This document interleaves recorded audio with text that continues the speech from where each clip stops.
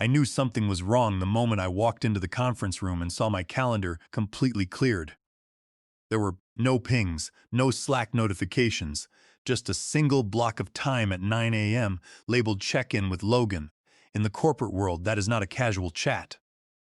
That is a guillotine appointment wrapped in corporate jargon. I closed the heavy glass door behind me and sat down. The chairs were empty. I was early, and it was not by accident. I looked out the window at the gray Ohio sky, letting my mind drift back to the beginning. 12 years. That was how long I had given to Apex Grid Systems. I had helped Bradley Shaw build this company from a tiny rented office with water-stained ceiling tiles, a microwave that smelled like burnt popcorn, and a server rack we kept cool with a household fan. I still remembered the night I pushed our first line of production code at 3:27 a.m., with greasy hair and a laptop battery on its last legs. We had no venture capital, no fancy user interface, and no plan B. We just had stubbornness and too many energy drinks. We built a data routing platform that scaled faster than anyone expected. Back then, they called me the brain of the operation. I was Julian Vance, the quiet engineer who wrote the foundation of everything. I was the one who worked through Thanksgiving to fix a database crash, the one who patched the security holes, the one who kept the engine running. They told me I was too valuable to lose. But value is a funny thing in corporate America. It becomes a threat the moment the founder retires and his son decides he wants to run the show. Bradley Shaw had stepped down last year due to health reasons, leaving his 35-year-old son, Logan, in charge. Logan had a Stanford MBA, a wardrobe of expensive suits, and a habit of saying things like data is the new gold at every company meeting. He had never written a single line of code in his life, but he had a lot of opinions on how to streamline our engineering department. At first, I tried to work with him. I did not protest when he brought in his former business school friends to replace our experienced team leads. I did not roll my eyes when he changed our development process from focus on results to focus on vibes. But slowly, I watched my authority get chipped away. The invitations to leadership meetings stopped coming. My Slack messages to the executive team were met with thumbs-up emojis and then silence. I became a ghost in my own company, called upon only when the production system broke at 2 a.m., but otherwise left out of the spotlight. And then came the calendar invite for the 9 Luxuriat a.m. meeting. The night before, I sat in my study at home and opened a folder on my personal drive that I had not touched in a decade. It was labeled Founding Documents 2014. I browsed through the old PDF files, looking past the cap tables and the early incorporation letters until I found what I was looking for. A specific clause in the shareholder agreement. I did not open it then. I just stared at the file name, smiled, and bookmarked it. My gut told me I would need it, and my gut is never wrong. At 9:02 a.m., Logan walked into the glass room. He did not look at me. He sat down, adjusted his cuffs, and gestured to Becca Moss, the head of HR, who was sitting next to him looking nervous. Becca had a stapled packet in her hands and was staring at the floor as if she wanted to disappear. "Julian, thanks for coming in," Logan said. His voice had that rehearsed, theatrical tone of someone who had practiced his speech in front of a mirror. "We want to talk about the future of Apex Grid. You scheduled this over my team's stand-up, Logan," I said calmly. "So, let us get straight to the point." Logan cleared his throat. "We have been conducting a comprehensive review of our engineering structure and overall cultural alignment. Over the past few months, we have noticed some challenges regarding your adaptability. There is a general feeling that you are resistant to our new methodologies, and your tone in team channels has been less than collaborative." I almost laughed. Cultural alignment was code for "you do not praise my ideas" on Slack. Adaptability meant you refuse to pretend our new project management system is working when it is clearly failing. Becca from HR chimed in, her voice trembling slightly. "We really want to foster an environment where everyone feels comfortable and aligned with the new direction, Julian." Logan slid a manila envelope across the table. It stopped right in front of my hands. "This is your formal exit package. Your termination is effective immediately." I looked down at the envelope. There was no discussion of a transition period, no negotiation, no warning. They had spent weeks preparing this. They wanted a clean, fast cut. The air in the room felt thick and smelled of cheap cologne and cowardice. I know this is difficult to hear, Logan said, leaning back with a smug expression, but we truly appreciate your past contributions. I looked him in the eye. I did not show any anger, any sadness, or any surprise. I simply picked up the envelope, tucked it neatly into my leather bag, and stood up. I will pack my awards, I said. I did not make a scene. I walked out of the conference room and through the open bullpen where the engineers sat. Many of them looked away, suddenly very interested in their monitors. They knew what was happening, but they were too afraid to look me in the eye. Only Sarah Jenkins, a junior analyst I had mentored, looked up with a shocked expression. I gave her a small nod. I walked to my desk, picked up a cardboard box, and began putting my things inside. 2 glass plaques for Engineer of the Year, a framed photo of Bradley and me standing next to our first server rack, and a worn-out mechanical keyboard I had used for a decade. I left the company-branded mug and the notepad.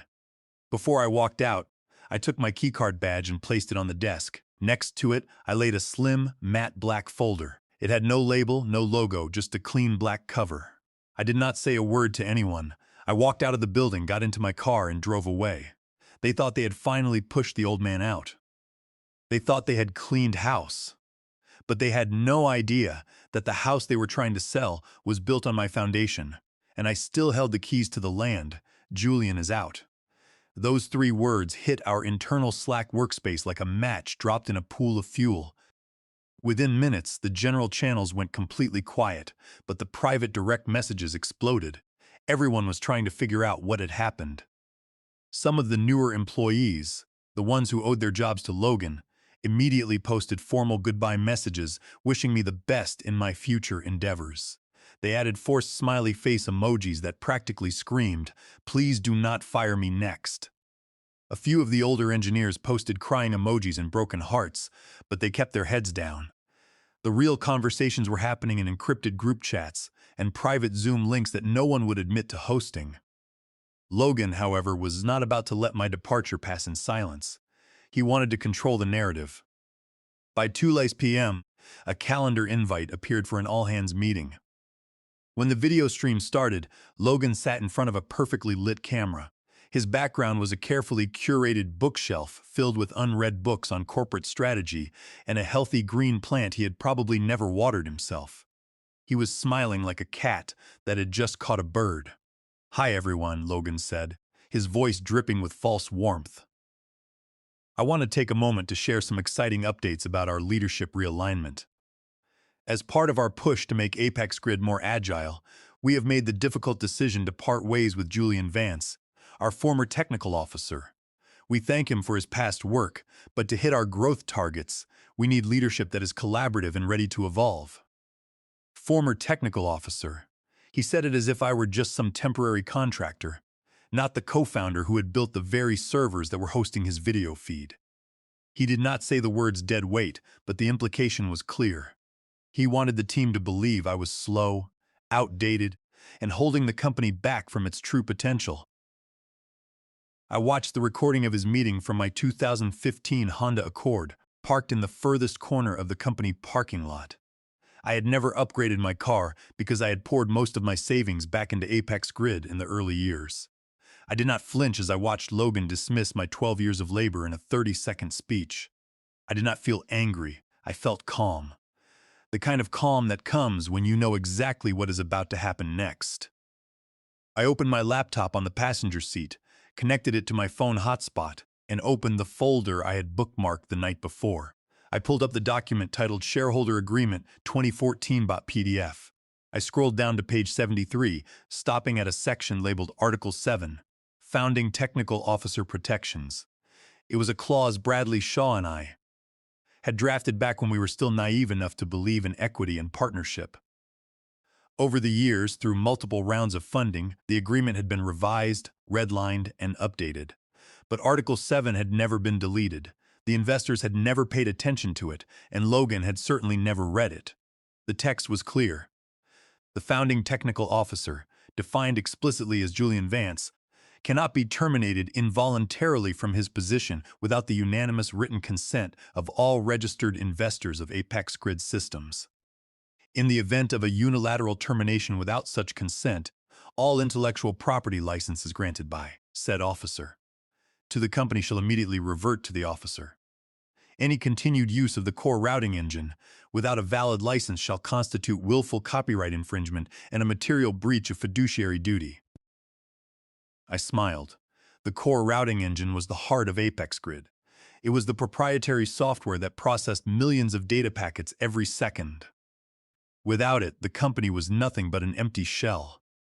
And because Logan had fired me without consulting anyone, that software now belonged to me, legally and completely. I opened my email client. I composed a message to my attorney of 10 years, a sharp, no-nonsense woman named Clara Sterling. No, Clara Croft. Wait, I should not use the name Sterling. Let me name her Clara Vance? No, she is my attorney, not my family. Let me name her Clara Henderson. Clara Henderson was a lawyer who specialized in intellectual property and corporate law. She had helped me review my early contracts, and she knew the history of Apex Grid better than anyone. Subject: Activate Article 7. Apex Grid Systems. Clara, I wrote. I was terminated today by Logan Shaw without investor consent. I have attached the original 2014 shareholder agreement, my initial IP assignment document, and a copy of the termination letter I received this morning. Please initiate the formal notice of IP license reversion and file a cease and desist regarding the use of the core routing engine. I attached the files, hit send, and closed my laptop. I sat back and stared out at the Ohio sky. The clouds were turning dark and the wind was picking up. A storm was coming and I had just opened the door to let it in. Logan thought he had won. He thought he had cleared the board. He had no idea that he had just triggered a legal landmine that would blow his plans to pieces. I put my car in gear, backed out of the space, and drove home. I had nothing but time now, and I was going to enjoy every second of it. Less than 72 hours after my departure, Logan made his big move. He announced to the press that Apex Grid Systems was in final negotiations to be acquired by Vanguard Data Corp., a massive multinational technology conglomerate. The proposed acquisition price was $260 million. In the tech world, this was a massive deal. The internal Slack channels lit up with excitement as employees calculated the value of their stock options. Logan was already celebrating, posting updates on LinkedIn about the power of vision and how Apex Grid was ready to conquer the next frontier. But behind the scenes of any acquisition, there is a process called due diligence. It is the phase where the buying company sends in a team of lawyers, accountants, and forensic auditors to examine every single document the target company has ever generated. They review employment agreements, tax filings, board minutes, and most importantly, intellectual property assignments. Vanguard's M&A legal team was led by Helena Croft, a sharp senior counsel, who had spent 20 years identifying risks in corporate acquisitions. She was not interested in slide decks or marketing hype. She was interested in proof.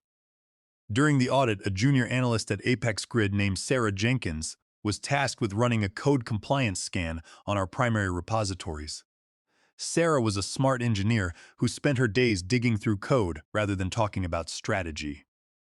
While auditing the system, she stumbled upon an old repository labeled Core Foundation Vance 2014 Backup. It was an archived repository containing the primary routing protocols of the platform, the very code that managed all our data pipelines. Sarah noticed that the repository had a custom metadata tag, owner ID, Julian Vance. Beneath it was a lock status that read, License Conditional, subject to Article 7. Sarah did not know what Article 7 meant, but she knew that a conditional lock on the core technology of the company was a major red flag. She immediately flagged the file and sent it to her manager. Her manager, a mid-level director who was eager to keep the acquisition on track, tried to brush it off. It is just legacy code. Julian was fired last week. We own everything now.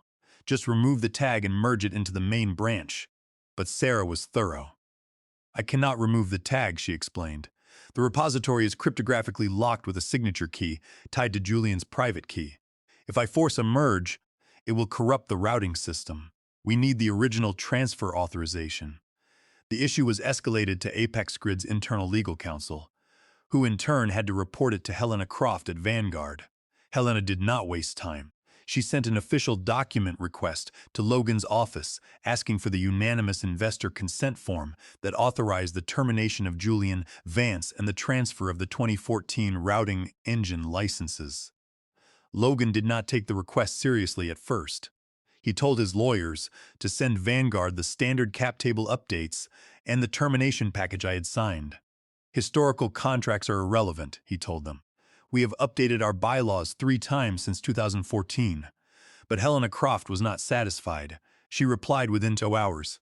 We have reviewed the 2014 shareholder agreement. Under Article 7, any termination of the founding technical officer without unanimous investor consent triggers an automatic reversion of intellectual property rights. Please provide the signed consent forms from all registered Series A and Series B investors. If these cannot be provided, we will need to halt the due diligence process until the IP ownership status is resolved. When Logan read that email, the color drained from his face. He called his head of legal into his office and demanded to know how an old contract from 2014 could block a $260 million deal. It was a protective clause, his lawyer admitted, looking pale. Bradley Shaw and Julian Vance put it in to prevent the company from being sold, or the technology from being taken without both of their approvals. When you terminated Julian, you did not get the investors to sign off. We assumed the newer agreements had overridden it, but Article 7 has a non-superseding status. Logan slammed his fist on the desk. Then get Julian on the phone. Offer him whatever he wants. We cannot let this deal fall apart. But I was not answering my phone.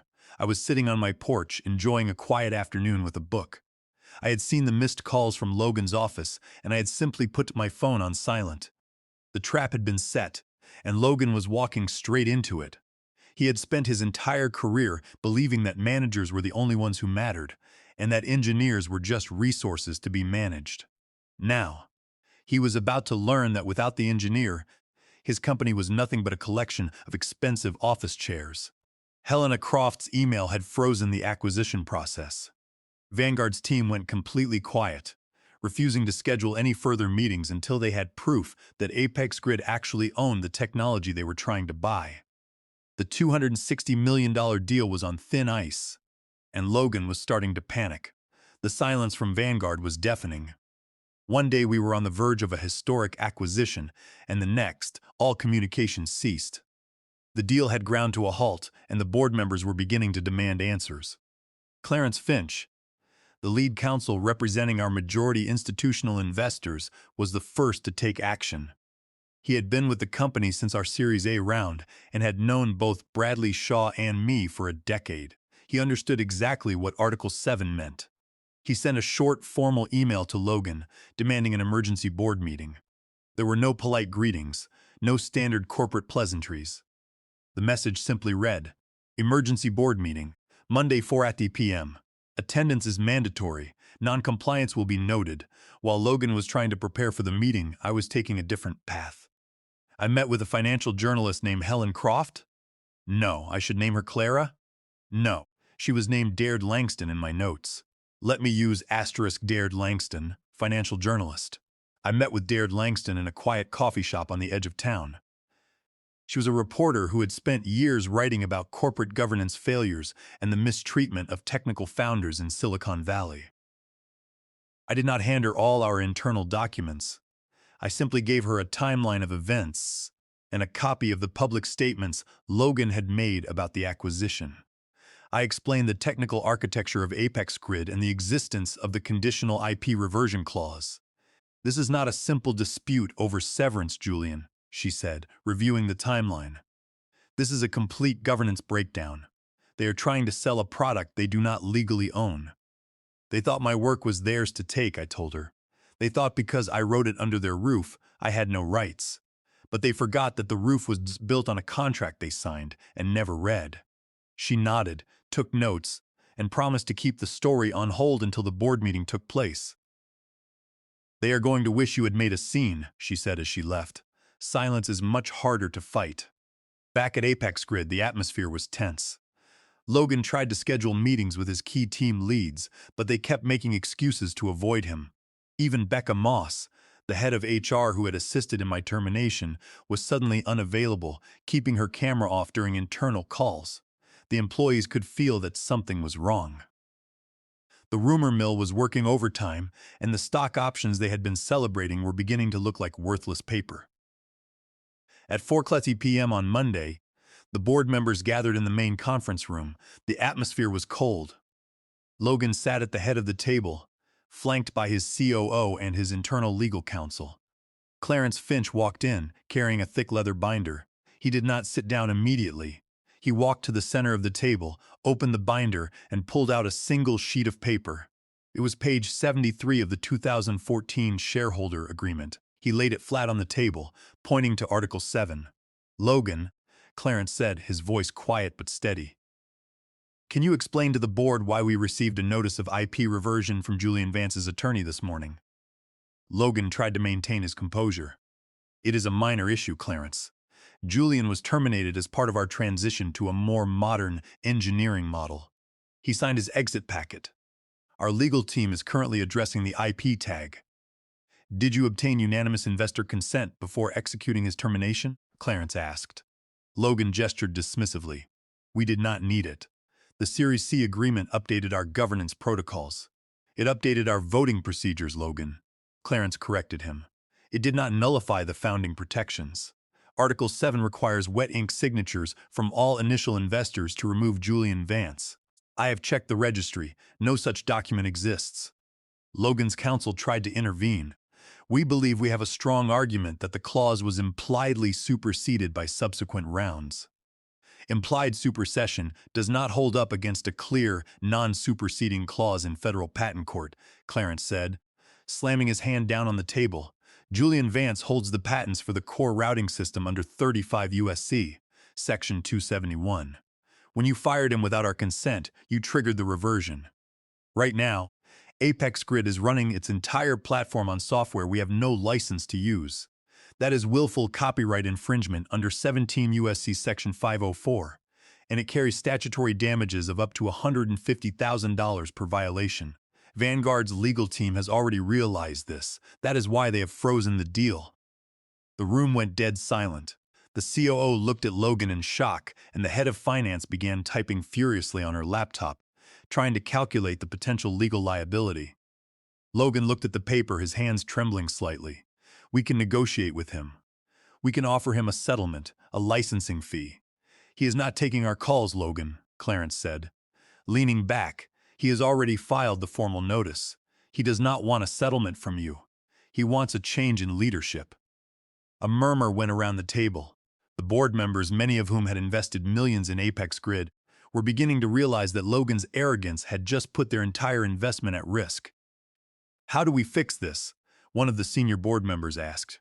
"We do what Julian wants," Clarence replied. "We save the deal, and we clean house." Logan stood up, his face red with anger. "This is my company. My father built this place." "Your father built it with Julian," Clarence said coldly, "and you just locked the builder out. Now the builder is taking his tools back." The board did not hesitate. In the high-stakes world of corporate acquisitions, risk is the ultimate deal killer. A $260 million transaction was on the line, and the majority investors were not about to let Logan's pride destroy their hard-earned exit strategy. By Tuesday morning, the announcement was made official. Logan Shaw was placed on administrative leave, effective immediately, pending a full audit of the company's compliance procedures and intellectual property transfer history. He was not even allowed to return to his executive office to gather his things. 2 security guards escorted him down the main elevator, carrying a single cardboard box containing his personal belongings. The plants he had left behind in his office were thrown into the trash, and his expensive books on leadership strategy were left on the shelf to gather dust. At the same time, the board reached out to Clara Henderson, my attorney. They were no longer sending vague messages about cultural alignment or adaptability. They were desperate.